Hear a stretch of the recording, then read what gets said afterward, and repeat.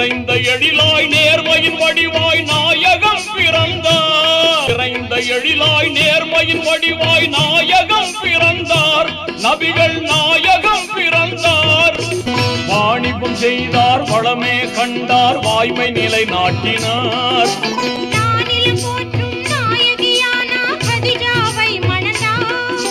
இறைவனை நினைந்து ஹீரா குகையில் தினமும் தவம் செய்தார். முறையாய் தினமும் தவம் செய்தார். வானவர் ஜிப்ரீல் இறைமறை தந்தார். வளமாய் நபியேற்றார்.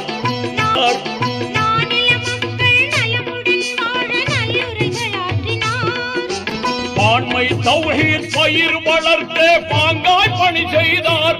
நபிகள் பாங்காய் பணி செய்தார். குறைஷியர் குலம் அதில் இறைவனின் தூதாய் கோமான் தோன்றினார்.